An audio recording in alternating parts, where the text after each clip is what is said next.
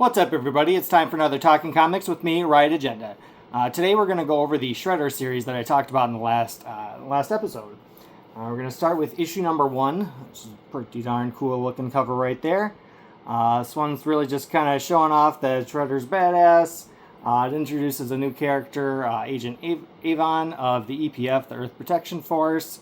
There's an offshoot of the Foot clan that is run by a character called the Mourner, who is up to no good.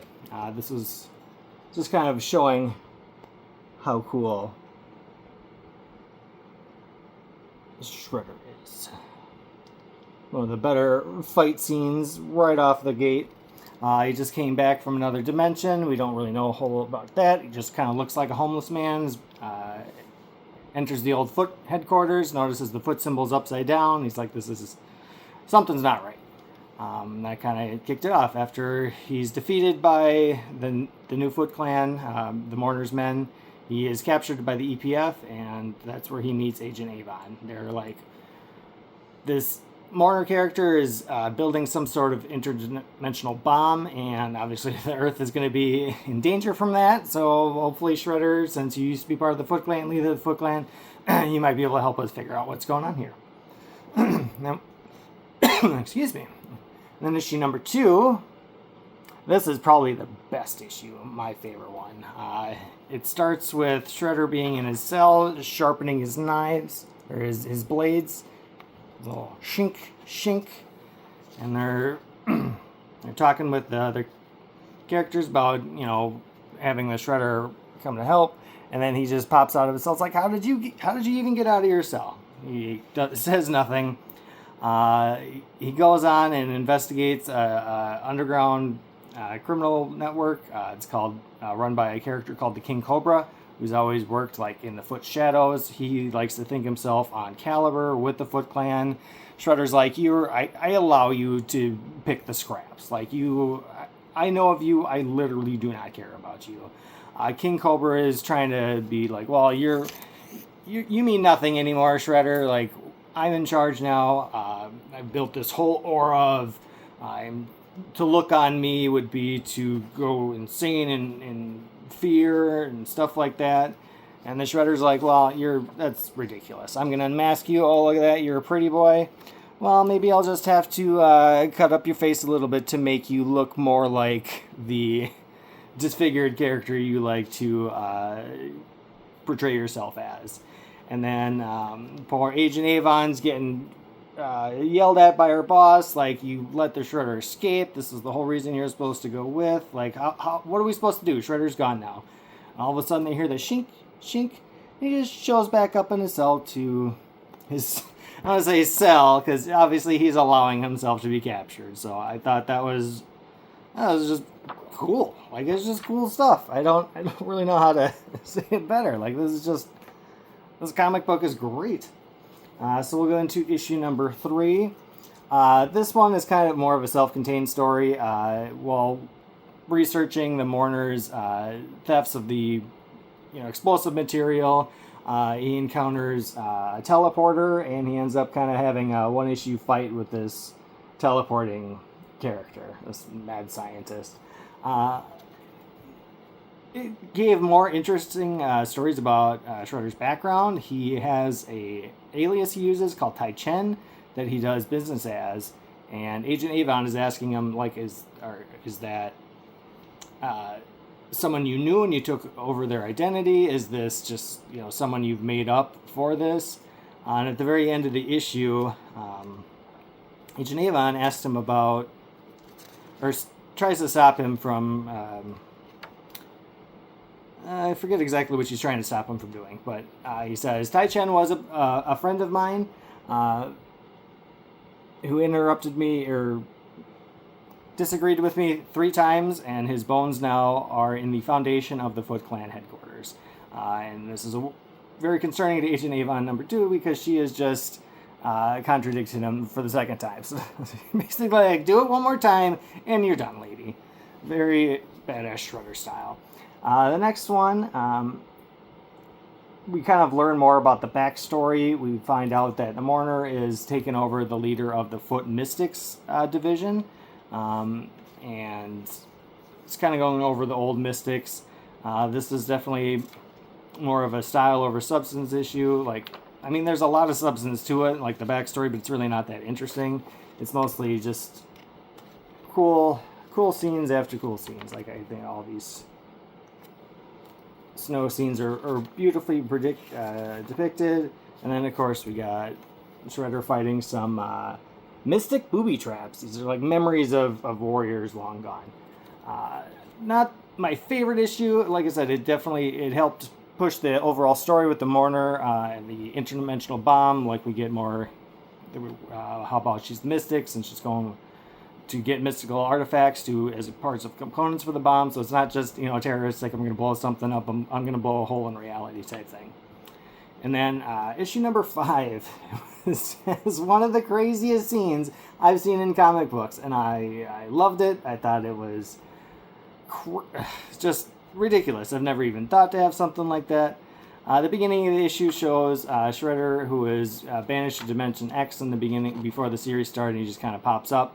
It shows him what he was doing in Dimension X. Apparently there's this demigod, and how Shredder gets out of Dimension X is he attacks the demigod so much and so often. It says he finally hits Bone, and the demigod threw him out of the dimension. So he he attacked a demigod so often that the god just got him out of the dimension just to be rid of him. He's a pain in the butt.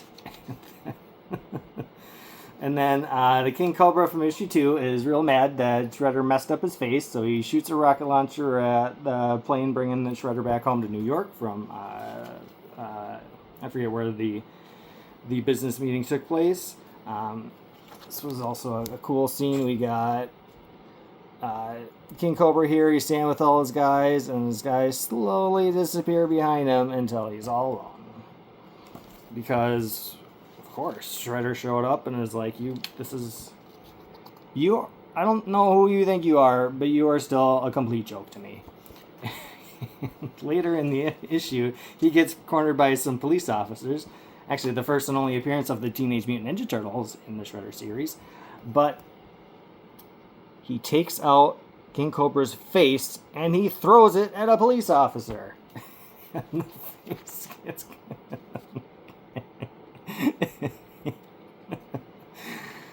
It's, oh my god, he threw a face on my face. Oh my god, he threw a face on my face. I loved it. I'm almost speechless. It's hard to put into words how crazy and how funny and interesting that is. The 6th issue is the culmination of this first arc, Shredder versus Mourner. Turns out Mourner was trying to bring back to life an ancient god named Kitsune, who is Shredder's bride at one point. And I don't know how she died. Like, there's a lot of backstory to the Turtles I don't know before this, kind of jumping in, so learning as we go. Hence, I didn't really know why he was in Dimension X in the first place before the series started. Yeah, this is, I thought this was a really cool panel, just showing all the action, and then just Shredder's gore-covered knives in his fist. Just awesome. Like, just awesome. He has to take out so many of the men. Kitsune merges with the Mourner, so she's like a super-powered foe. Doesn't matter. Shredder's going to take her out. And then 7, the next one here, I thought this was a really cool cover.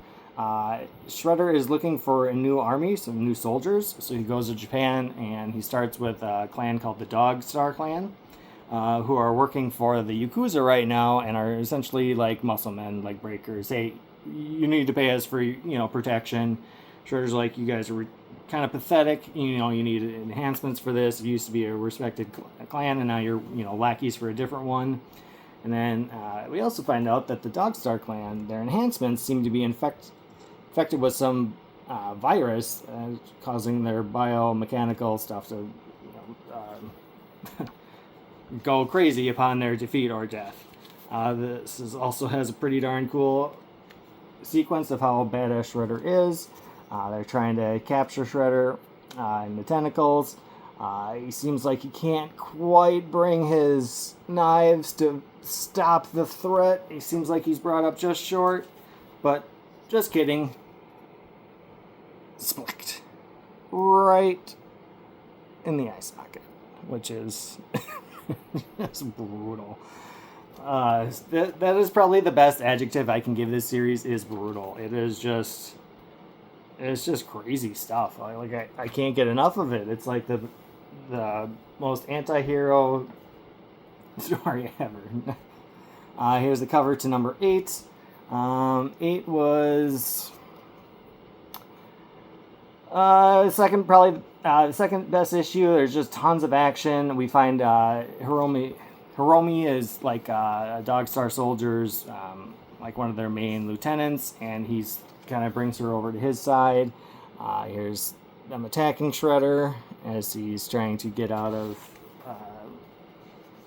Or it was at the end of the previous issue. They're chasing him across rooftops. It's just I couldn't get enough of this issue. The whole first half is just a rush of action and excitement. And here's Shredder finally defeating Hitsume and essentially sparing her life. It's just I love the art in this too. It's so well done. It really fits the mood. It's hard to get enough of this series. It's just great. And then Shredder gets his revenge by being attacked by taking a Dog Star Soldier who's infected with this stuff, plants a bomb on his chest, throws him through a window, and has it explode and start killing all the Yakuza members. Just cool stuff. I'm running out of adjectives to just say it's awesome, but I mean it is just awesome stuff. And then Katsumi kind of gets Shredder's respect by removing all of her augmentations with one of his throwing size, and he's like, all right, actually, what's your name? Like, you've got my attention. Hoshimi, you can join me. So the next issue is they go to get the Dog Star's leader out, Yoshi Chen. He's the leader of the Dog Star clan, and they know he is actually the one who's infected with that virus that is causing the enhancements to go crazy. Hoshimi's like, because first off, Shredder's like, we'll just take him out, and then this virus won't spread to anyone else in the Dog Star clan. Won't be anything else to worry about. But she's like, well, if you take him out, the Dog Star clan's gonna want revenge and seek you out. If you actually save him, the Dog Star clan will be in your debt and will follow you willingly. So he's like, all right, I guess maybe that's the better way to go about it. And they launch, which is essentially like a no-win scenario. Hoshimi's always like, we can't do this. Like, well, you're crazy. This is like you're still just a man. You're immortal. Like we all have limitations, and they end up getting captured by the Yakuza's son, who's actually behind all of this, and it's because he found an alien called the Breen. That is actually what is infecting Yoshi-Chen and causing this biomechanical virus to go awry. And in one of the cooler scenes of the comic book, it is like, oh, I'm officially losing this. And Hoshimi's freaking out. Shredder's like, I'm not worried. Why aren't you worried, Shredder? I'm going to call in my backup. And so who do we got? Agent Avon. The cavalry comes in, kills this kid, starts messing everything up, comes get Shredder and Hoshimi his butts out of the fire. They retreat. Agent Avon's still like, oh, couldn't find Shredder. What's going on here? Not sure how he slipped through our fingers again, even though, as we know, she's working on Shredder's behalf. The Vereen is trying to find a good host, like the best host body, to take residence in. So, of course, he finds Shredder's body. So that is where we left off, issue number 9. Cliffhanger for issue number 10. I'm very excited to see where that one goes. That's why it's my favorite comic book series. Every issue has got a bunch of crazy stuff, a bunch of crazy action, just cool moments. Like, I can't get enough of it. Love it. The other thing I want to talk about, why I'm wearing a Superman shirt, or it could be Supergirl, that's the reference for it today, is Supergirl came out in theaters, the one with Millie Alcock. I have not made any plans to see it yet. If anyone wants to see it with me, drop a comment below. I'm interested in seeing the movie. I don't have a ton of high hopes for it. I'm ignoring all the online backlash the actress is getting, as I feel that's unwarranted. Watch the film and see what you think of the movie itself. Like, you can hate actors or you can dislike what they say you should still be able to enjoy the movie. That should not be a detractor for the movie. So I'm still willing to see it with, open eyes. I'm not going to have prejudices going into it. I thought the Superman movie from 2025 last year was decent. It's not like clamoring to see the next one, but I am definitely willing to see it. And if I do, I'd definitely be talking about it on this channel. And then the last thing is a question from a last episode about who was the X-Men character that was originally created as part of the DC universe. And the only person who actually answered was correct. It was Nightcrawler. Dave Cockrum created Nightcrawler when he was working for the Legion of Superheroes as a character who was supposed to be part of Batman's Outsiders, like a subgroup, who was supposed to be a literal demon. DC was like, nope. So when Dave Cockrum came over and was launching the X-Men, he brought the Nightcrawler character over. The creators of that new X-Men wanted like an international group. Wolverine's Canadian, Storm's African, Banshee was from Ireland, so they let's make Nightcrawler German, and essentially the rest is history. So hopefully you liked that episode. I hope you like, comment, and subscribe. Until next time, I'm done with this conversation.